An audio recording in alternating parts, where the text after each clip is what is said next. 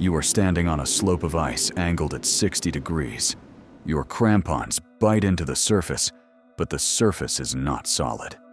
It is a frozen river that moves 3 feet every single day. Above you hangs a block of glacial ice the size of an apartment building, and it is not attached to anything. Below you, there is nothing. 3,000 meters of open air between your boots and the glacier floor. You cannot go faster. You cannot go slower.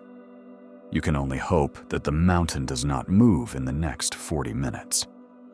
This is the Bottleneck on K2, and 13 of the last 14 people who died on this mountain died right where you are standing.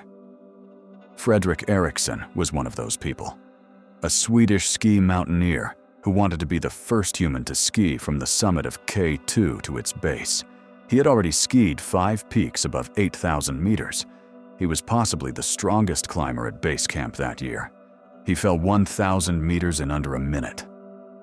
From the 16 Sherpas buried alive in a river of ice on Everest, to the 11 climbers stranded without ropes above the Bottleneck in total darkness, from a cornice that collapsed under the weight of 100 mountaineers near the summit of the tallest mountain on Earth, to a man found hanging from a rope at 28,000 feet, with no one left alive to explain what happened. These are the places where one single slip means you do not come home. What comes next is not easy to watch. Let me start with K2 and the day everything went wrong. But first, I need you to understand what the Bottleneck actually is, because most people hear the word couloir and their eyes glaze over. So picture this. You are standing at 8,200 meters. That is higher than every mountain in Europe, every mountain in Africa, every mountain in North America. The air around you contains roughly 1/3 of the oxygen you would get at sea level. Your brain is running on fumes. Every decision you make up here is like trying to solve a math problem after being awake for 3 straight days. Now look up. Directly above you is an overhanging wall of glacial ice 90 meters tall. Not snow. Ice. Frozen solid. Cracked in places, and held in position by nothing more than friction and temperature. When the sun shifts, when the wind changes, when the mountain simply decides it has had enough, a piece of that wall breaks off and falls directly onto the only path to the summit. There is no alternate route. There is no shelter. You climb through it, or you do not climb K2. The couloir itself is roughly 100 meters long and between 10 and 15 meters wide. The angle ranges from 50 to 60 degrees, which means you are not walking.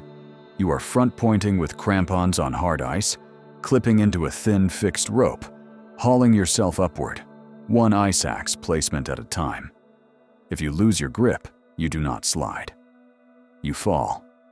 And below you is the south face of K2, which drops 3,200 meters to the Godwin-Austen Glacier. That is 10 Eiffel Towers stacked on top of each other. Think about that. 1 foot placement, 1 axe swing, 1 moment where your body does not do what your brain tells it to. And that is the end. But here is what really gets me. The Bottleneck is not the hardest section of K2.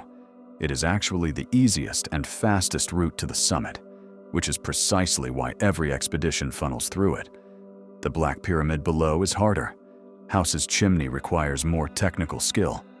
But the Bottleneck is where people die, because the danger is not about difficulty. It is about exposure. You are standing underneath a loaded gun for 40 minutes, praying it doesn't go off. On the morning of August 1st, 2008, 22 climbers from 8 different expeditions were preparing for the summit. They had been waiting almost 2 months.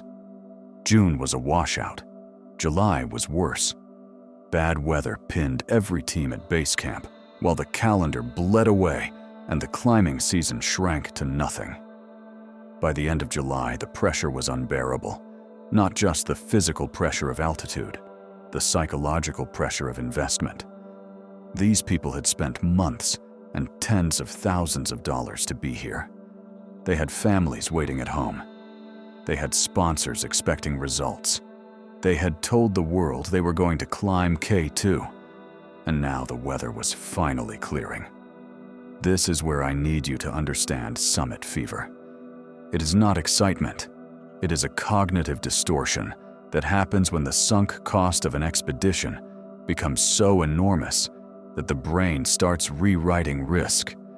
You have invested so much that turning around feels like a greater loss than pushing forward into danger. It is the same mechanism that keeps a gambler at the table after midnight. Except at 8,000 meters, the house always wins. Gerard Macdonald was 37 years old, born in Kilcornan, a small town in County Limerick, Ireland, fourth of 5 children to farming parents.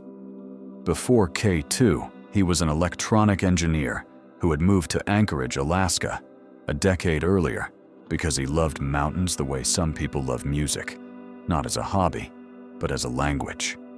In Anchorage, he played the bodhran, the traditional Irish drum, in a band. People who knew him called him a philosopher and a storyteller, the kind of man who lit up a room and then spent the evening making sure everyone else was having a better time than he was. He had summited Everest in 2003. He had tried K2 once before in 2006 and was hit by a falling rock that fractured his skull and forced an emergency airlift. Most people would have called it a sign.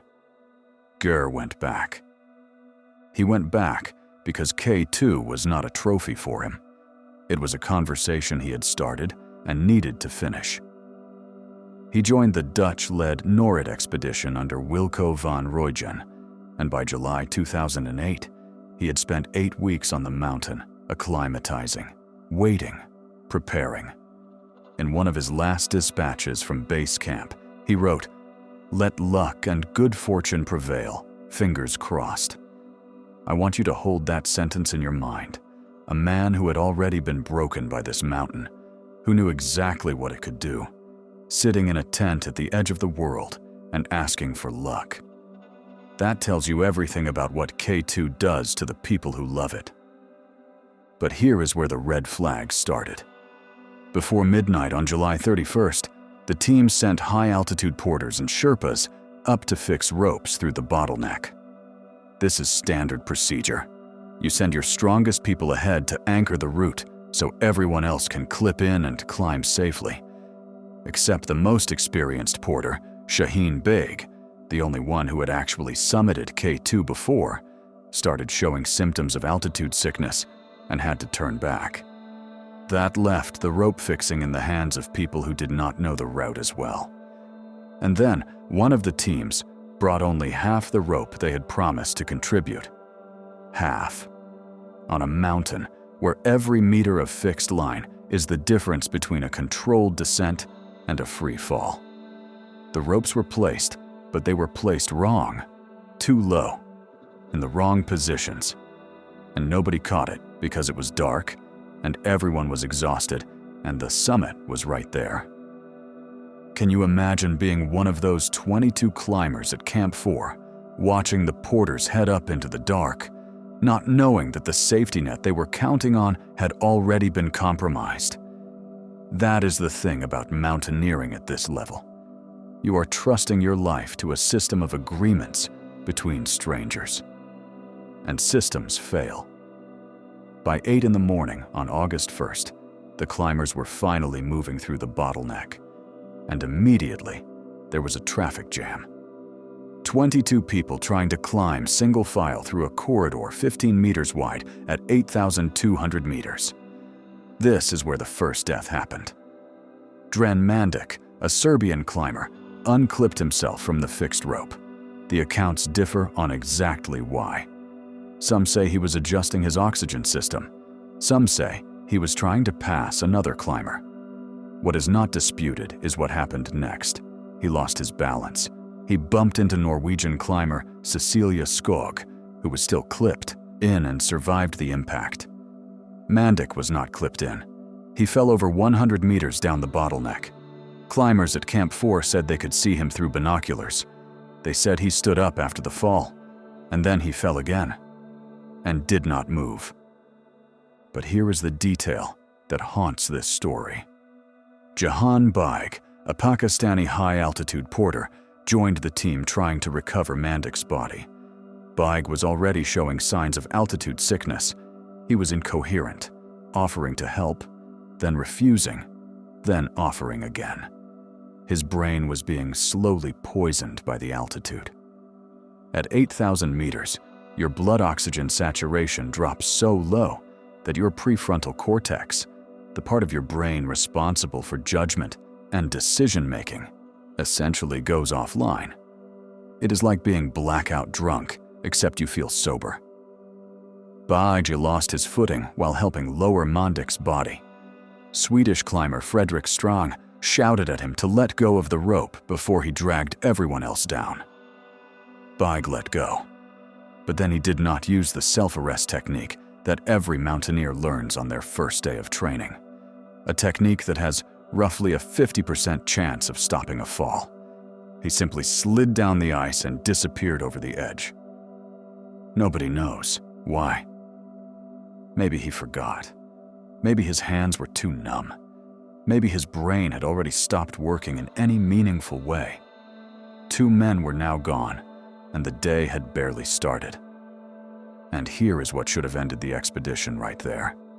After 2 deaths on the ascent, after fixed ropes in the wrong positions, after a traffic jam in the most dangerous corridor on Earth, the remaining climbers looked up at the summit and kept going. Every single one of them. Think about that. 2 people had just fallen to their deaths on the exact route they were about to climb. The ropes they were clipping into had already proven unreliable, and they kept going. This is summit fever operating at full power, the sunk cost fallacy rewriting reality in real time. I am not judging these people. I am telling you that at 8,000 meters, with months of sacrifice behind you, and the summit visible above you, the human brain is physically incapable of making rational decisions. The mountain had already shown them what it could do. They climbed into its mouth anyway. 18 of them reached the summit. Some did not arrive until 8 in the evening, hours after the safe window had closed. And then they turned around and started the descent. Directly into darkness. By 8:30 that evening, K2 delivered its verdict. A massive serac broke away from the ice field above the Bottleneck.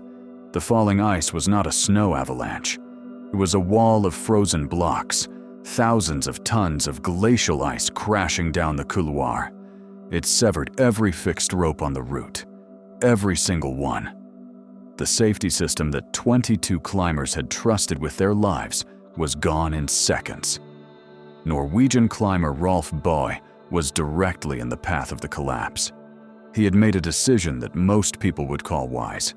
He had turned around 100 meters below the summit, deciding the risk was not worth it, and told his friend, Lars Nessa, to look after his wife Cecilia Skog while she continued to the top. He was waiting for her to come back down. The ice hit him where he stood.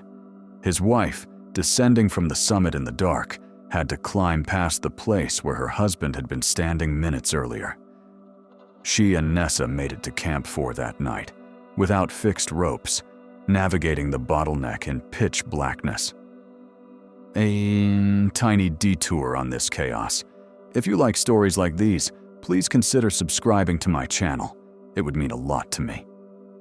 Skog and Nessa were the lucky ones. Above the Bottleneck, 9 climbers were now stranded in the death zone with no way down. Among them was Ger McDonnell, the first Irishman to ever stand on the summit of K2. He had achieved the thing he had been chasing for years.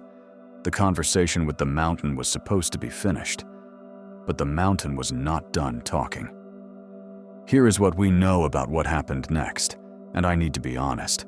Not all of it is certain, because the people who could confirm the details did not survive. McDonnell, along with Italian climber Marco Confortola and Dutch expedition leader Wilco van Rooyen, was forced to bivouac above the traverse. They could not find the fixed ropes because the fixed ropes no longer existed. They spent the night in the open above 8,000 meters in temperatures below -25 Celsius before wind chill. At that altitude, your body is not just cold, it is dying. Every hour above 8,000 meters without supplemental oxygen is a withdrawal from a biological bank account that cannot be refilled. Your cells are starving. Your organs are failing. Your brain is shutting down functions it considers non-essential, and at a certain point, judgment becomes one of those functions. When daylight came on August 2nd, the three men began their descent. Van Rooyen became separated and ended up on the wrong route entirely, descending the Chezen route instead of the Abruzzi. He would eventually be spotted from a lower camp, a lone figure in an orange jacket stumbling through terrain he should not have been in, and was rescued. Confortola made it partway down before collapsing in the snow, where two Sherpas found him and administered oxygen. But Ger McDonnell did something that defines who he was as a human being, and also explains why he never came home. He found 3 Korean climbers tangled in ropes, injured, unable to move. According to the most reliable accounts, McDonnell did not continue his descent. He stopped. He climbed back up to where the Korean climbers were hanging. He performed a rope maneuver called transferring the load, one of the most technically demanding rescue techniques in mountaineering, where you create a new anchor point and shift the weight of suspended climbers onto it. It is the kind of thing you learn in controlled conditions on a practice wall. He was doing it at 8,000 meters, after a night in the open, with no supplemental oxygen, on a mountain that had already killed 8 people in the last 24 hours. He managed to free them. And then the Serac collapsed again. Ger McDonnell's body was never recovered. His satellite phone and camera were brought down by Sherpa Pemba Gyalja. A memorial service in Kilcornan drew thousands.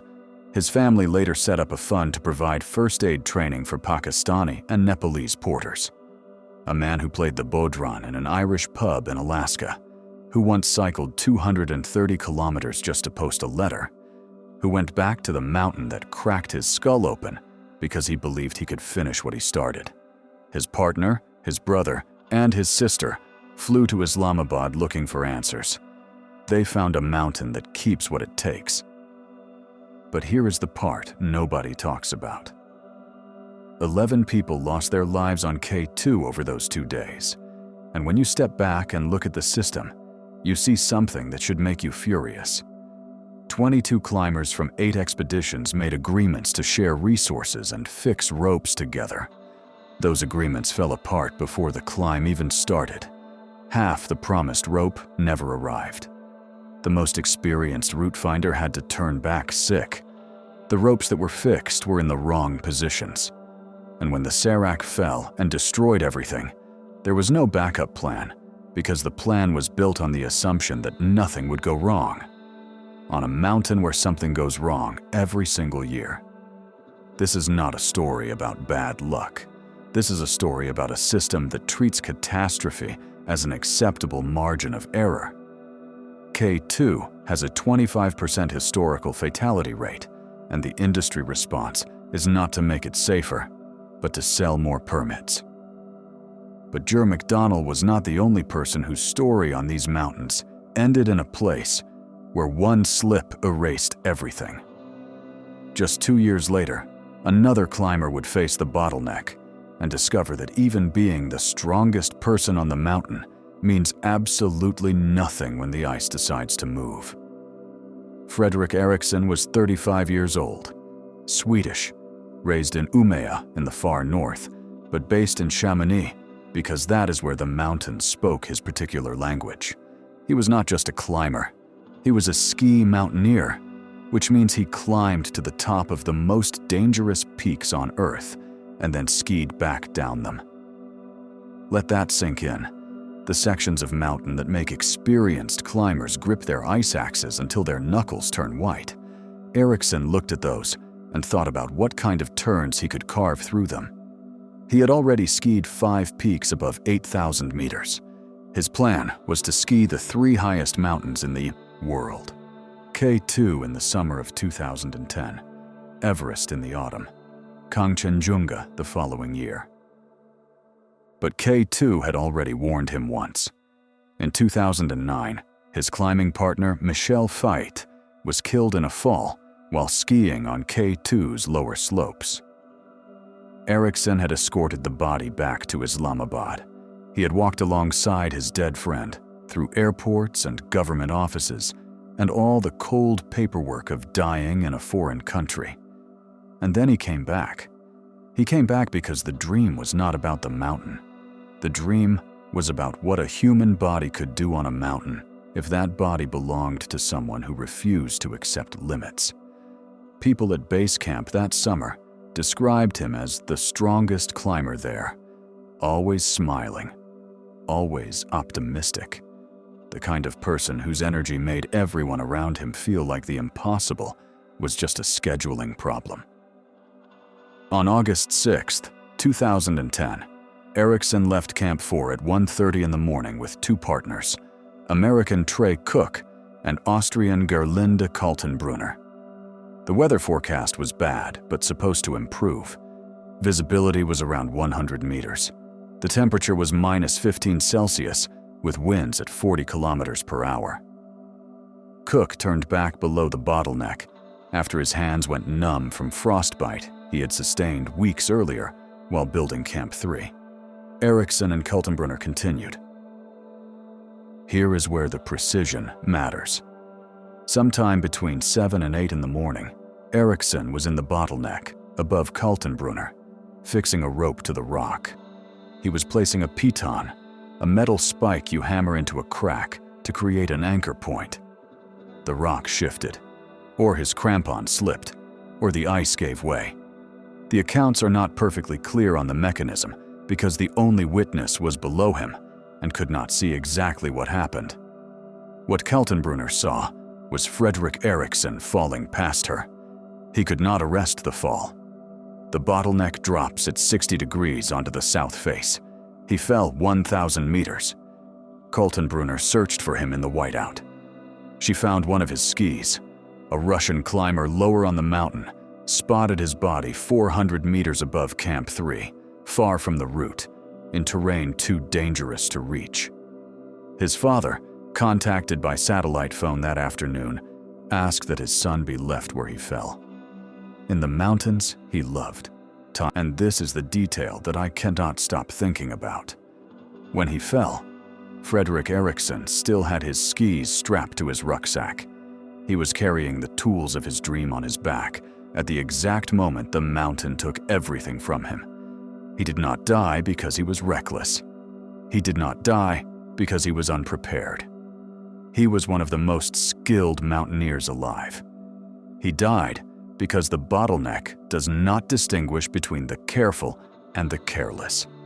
It does not care about your resume. It does not care about your 5 previous 8,000-meter ski descents. It cares about 1 foot placement, 1 ice crystal, 1 fraction of a second, where physics stops cooperating with ambition. But K2 is not the only place where this equation plays out. On Everest, the same principle applies, except there it wears a different disguise. The Khumbu Icefall does not hang above you like K2's Serac. It surrounds you. It is a 2,000-foot maze of ice between base camp and Camp 1, sitting on a glacier that moves a meter every day. Imagine walking through a city of glass skyscrapers, except the buildings are shifting on their foundations, while you walk between them and anyone can collapse without warning. That is the Khumbu Icefall. You cross crevasses on aluminum ladders lashed together with rope, looking down into blue-black voids 100 meters deep. You walk beneath seracs the size of office buildings, held in place by nothing more than temperature and friction. And you do this not once, but multiple times, because the route has to be traversed over and over during acclimatization. Between 1953 and 2023, 47 people have died in the Khumbu Icefall. But here is the number that should keep you awake. A paying client crosses the icefall 6 to 8 times during a typical expedition. A working Sherpa crosses it 30 to 40 times in a single season. The person who faces the most danger is the person who gets paid the least. A Sherpa earns roughly $125 per day per climb. For that money, they carry your tent, your food, your oxygen, and your ambition through a frozen minefield, while you cross it a handful of times and call yourself a mountaineer.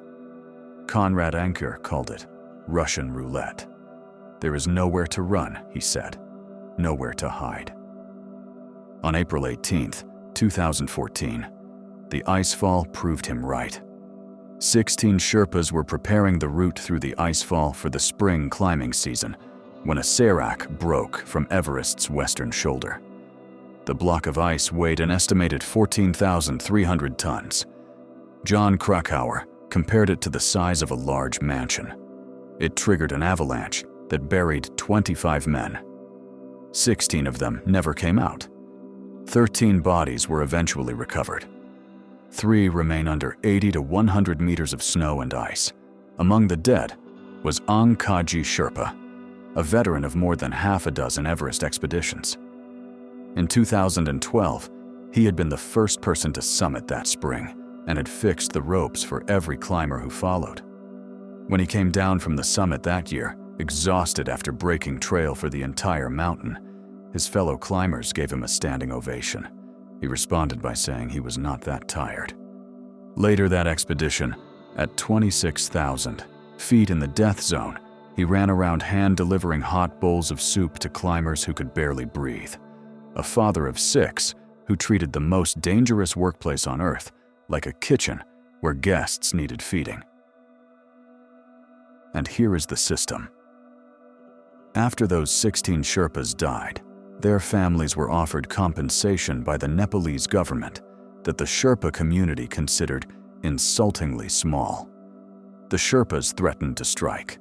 They announced they would not work on Everest for the rest of 2014 as a mark of respect.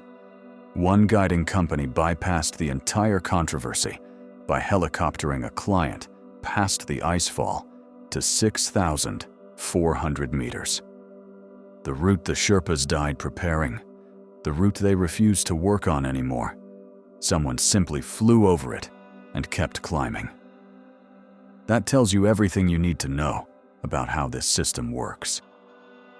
But the icefall wasn't finished. In 2023, 3 more Sherpas were killed by a serac collapse. In 2022, another Sherpa was found dead near the icefall in a sitting position, as if he had simply stopped moving. 130 Sherpas have died on Everest since 1922. More than a third of all Everest fatalities are working Sherpas. The mountain does not kill climbers, and Sherpas equally. It kills the people who cross the danger zone most often, and the people who cross it most often are the ones who cannot afford to say no. And then there is the Hillary Step, or what is left of it. At 28,790 feet, just below Everest's true summit, there used to be a 40-foot vertical rock face. The 2015 earthquake partially destroyed it. What remains is a steep snow slope with a ridge roughly 1 meter wide. On your left, a 1,000-meter drop toward Nepal. On your right, a 1,000-meter drop toward Tibet. And in peak season, 100 climbers are trying to use that same meter of space at the same time. In 2019, that is exactly what happened. Only 5 days of safe weather opened during the entire climbing season. 381 permits had been issued. When the window opened, everyone moved at once. On May 22nd, the famous photograph was taken. More than 100 climbers lined up in a single queue on the ridge near the Hillary Step, standing in the death zone, waiting their turn.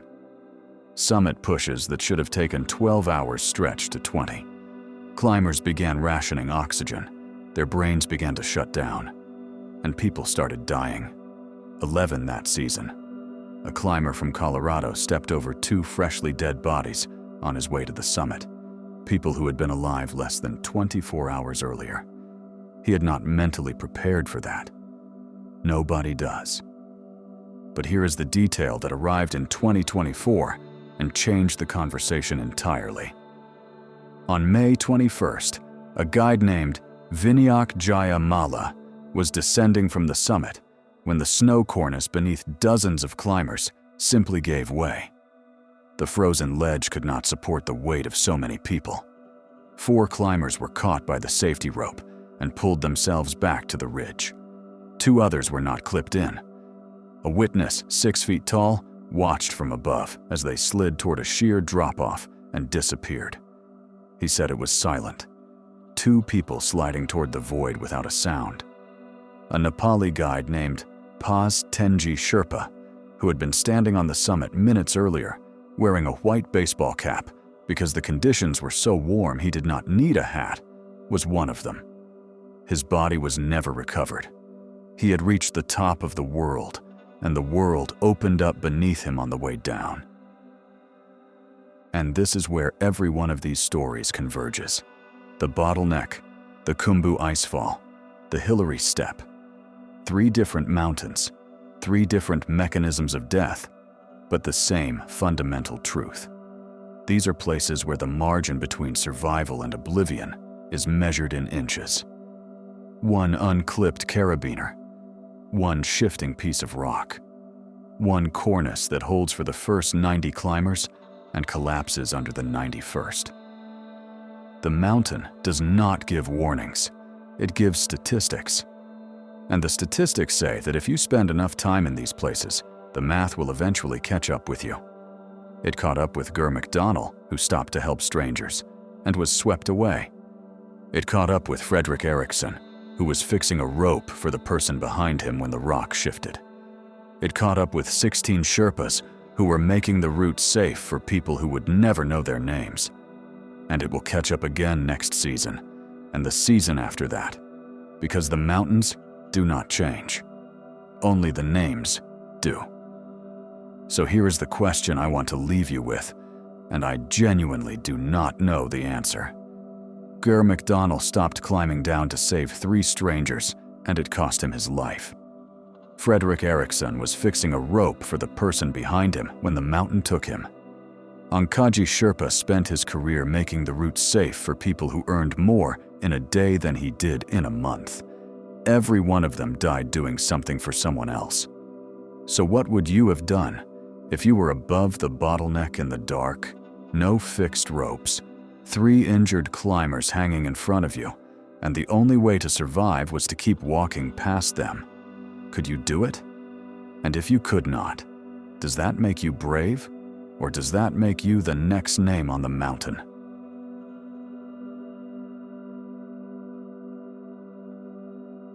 There is something about these places that reveals a truth most of us never have to face.